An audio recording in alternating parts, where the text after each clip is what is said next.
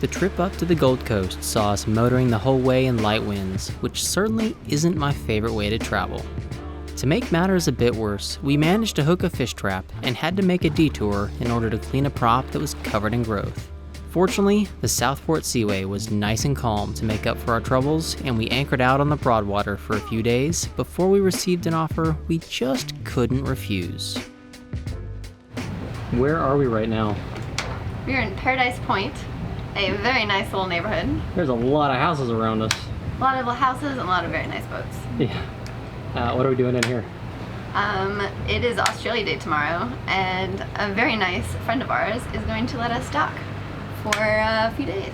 Hide out? We're gonna hide out, stay away from all the craziness on Australia Day. New Year's Eve was enough. Thank you very much. Yeah, that sounds like a good plan. It was super nice of Mark and Susan to let us hide out for a few days, and once the craziness of Australia Day had passed, we went back out and anchored again. You look like you're getting ready to go somewhere. It's very exciting. Whoa, enough being lazy? Enough being lazy. We've been very productive these past few rainy days. We're in Paradise Point, anchored, enjoying the beautiful view of all the fancy pants houses. Pretty balling around here. Yeah. But now we're gonna up anchor and we're gonna head to the Boatworks, which is the greatest boatyard in Australia. And we were not paid to say that. We are not paid to say that. That is we don't even know. That is literally their tagline, but we've had so many people say good things to us about the Boatworks, so we're excited. And we're gonna be in a slip for 2 weeks, replacing our batteries. Yay, because our batteries are dead. Yes, they are. Yeah, so that's our big project. It's gonna be a mess here for a little while. Yeah, time to have all kinds of fun. Yep. Okay, I suppose we all right, ready? Ready.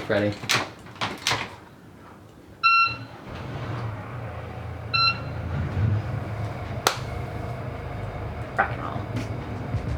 The Boatworks is about 6 nautical miles up the Coomera River and was quite well protected.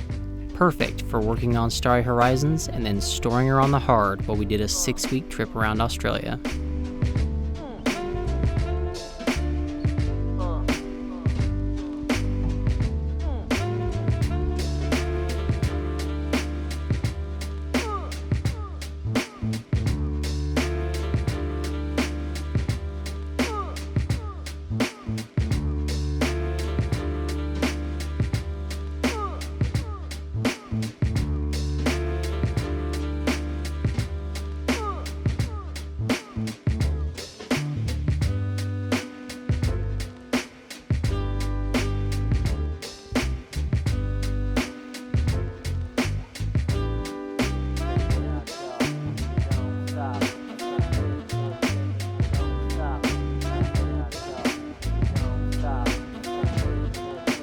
Once we pulled into our slip, we wasted no time getting started on projects. The next day, Jack from Outback Marine and Jim, our electrician from Odyssey Electrical, showed up with some exciting new equipment.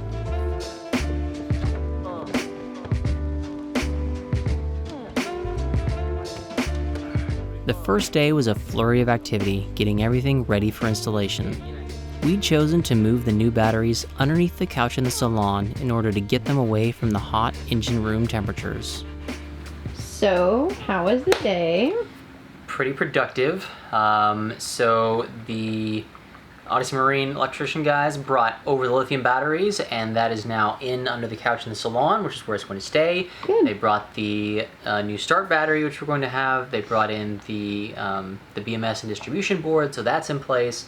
They removed the alternators from the engine, so Starry Horizons is not going to be going anywhere for a little while. And they took out all of the old solar controllers, so it's a lot of stuff happening right now. And they brought the new inverter, right? Yeah, we got the new inverter charger on the boat. Yep. The new solar controllers came, so we are upgrading to a 3,000 watt inverter charger, or technically that's the charger. Well, let's rewind. So it's a 3,000 inverter charger, which means that it has 3,000 watt inverter capacity, but I think it also charges at 120 amps, whereas our previous one was only 80, so it gives us a little more charging power. We've got the new solar controllers, which are all the Victron ones. Those will be programmable for a lithium charge profile, so that's all good. And yeah, just all kinds of productive going on. Yeah, the guys have been very proactive today. Yeah. Yeah, we're pleased so far. Day one, good. Yeah, making progress. Yep. Starting our second day here in the yard marina. So I'm working on more projects for me. Since we're gonna be storing the boat for so long, gotta pickle the water maker, kind of get the boat starting in shutdown mode. So we're gonna get started with that this morning. Pickling the water maker is a pretty easy process, especially when you have the instructions right in front of you. It requires doing a bit of replumbing of the system to bypass the high pressure pump and then preparing a 5-gallon bucket of a sodium metabisulfite preservative solution.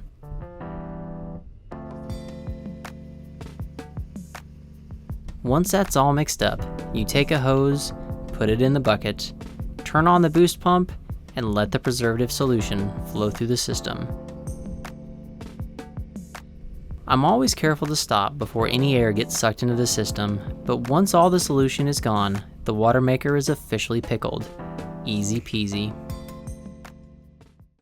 The next day, the guys from Odyssey were back again, and Jim gave me a rundown of what had been accomplished. They all will be labelled, but it has all been connected. In underneath there is the solar panel little black boxes, which I assume they're diodes of some description. Yeah. So that's all been connected and ready to go. I've just got to put fuses in it. So that's that part. Excellent. Everything that Fontaine has done is still in place. We're just changing the source of the power center basically. We're going to run some 120mm from the house batteries and the start battery to the starboard side to pick up the power center. It's very fat cable, but it's to reduce any losses in regards to voltage drop. Okay. So, and I'll take you over to the starboard side.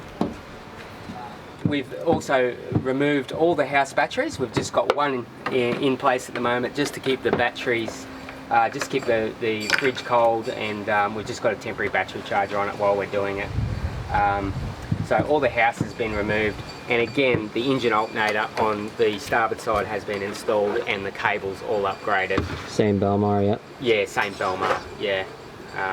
Yeah, and that's what we're basically up to. And today we're going to run a whole heap of big heavy cables and see if we can sort of get a lot of work done. Sounds like a good plan. Thanks very much.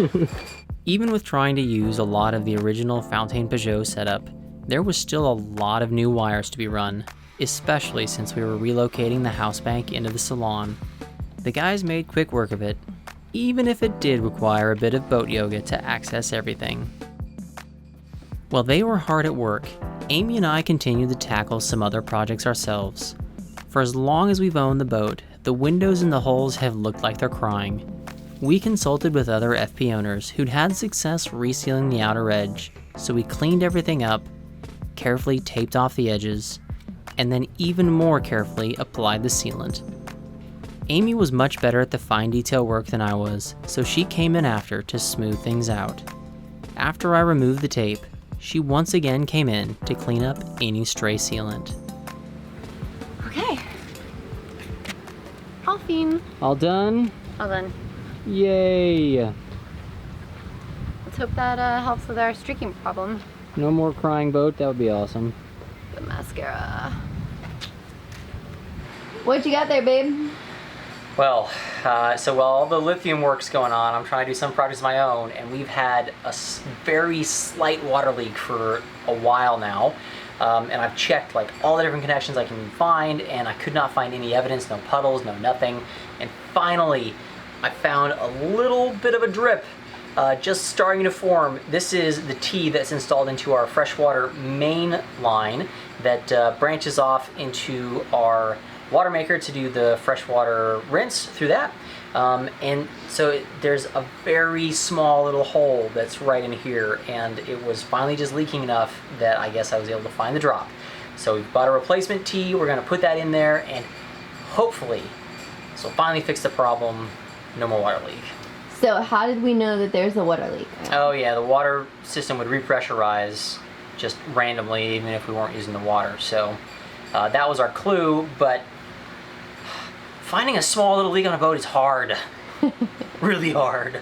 Well, hopefully this fixes it. Yeah. Cross our fingers. Everybody cross your fingers for us. We do that a lot. Yeah, fingers crossed seems to work, so. Yeah. What are you doing, bud? Our davits, especially the port one, after the dinghy, port of Starry Horizons, have started making noise, like just a very loud, uncomfortable noise. Squeak, thunk combination, it's nasty. Yeah, so I just WD-40'd our pulleys and hope that that works. And I'm thinking another thing is to WD-40 the rollers up in there and the davits, and then try to wash the davit lines in water and a little bit of fabric softener and see if that helps too. What are you up to, sweetie? Well, we've got the anchor chain off the boat right now being re-galvanized. Because your wife's a badass. Because my wife is a badass. It was starting to get a little bit rusty, so we figured we'd go ahead and take care of that while we're here in Australia. It did leave some rust marks in the anchor locker, so while it's gone, we figured we might as well put down another coat or two of some primer and clean that up, just make it look a little bit nicer. We also learned that you're supposed to rotate your anchor chain. Like every 3 months, or every 6 months. I did not know that. We have not been doing that. Yeah. YouTubers learn something new. Yeah. All right, now the fun part.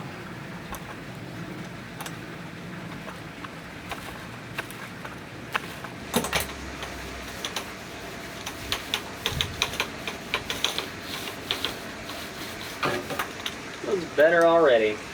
Hell yeah, it does. Even if it won't match.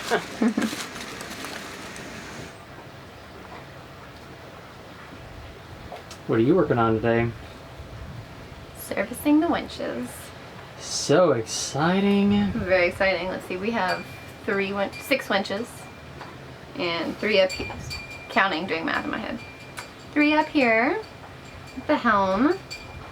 And I serviced them last year about this time, so we're pretty good on our time schedule. Trying to take good care of our girl. Yeah. When all the wiring had been run and the connections made, Jack returned and he and Jim walked through and helped do a final commissioning of the system. This was a fairly complicated project, so there were a few kinks to work through, but by the time they were done, everything seemed to be working as intended. Jack ran us through the various BMS control settings and discussed other issues we needed to be aware of with the new lithium batteries. We flipped the switch, and suddenly, Starry Horizons was a lithium-powered boat. With the big battery project finished, that meant the time had come to leave our slip and get Starry Horizons ready for the next phase of our Australian adventure.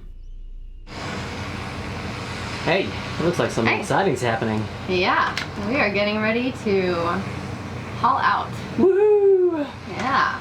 Unfortunately, it looks like there's someone taking our spot. We told them we were scheduled for 8 o'clock and they're still here. How rude. 7:55. Yeah. Rude. Exactly. The boat was trying to do a quick bit of work before our haul out, so once they moved, we pulled into the slipway.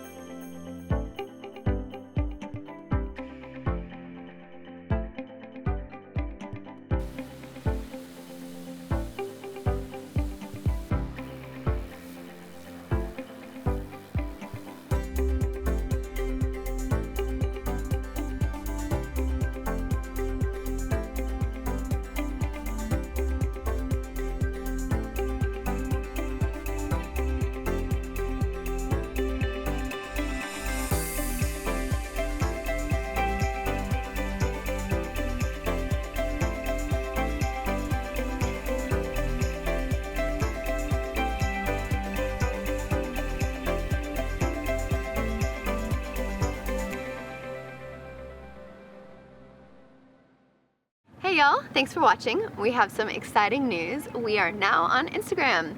It's taken us forever, but we're finally there. You can find us at Out Chasing Stars. Thanks big time to Jack and Jim for helping us with our battery project. Our next few videos coming up are going to be 6 weeks of traveling around Australia, which was awesome, and then back to more boat projects, of course. In the meantime, if you'd like to follow our current whereabouts, we are on Facebook and Instagram. Thanks, guys.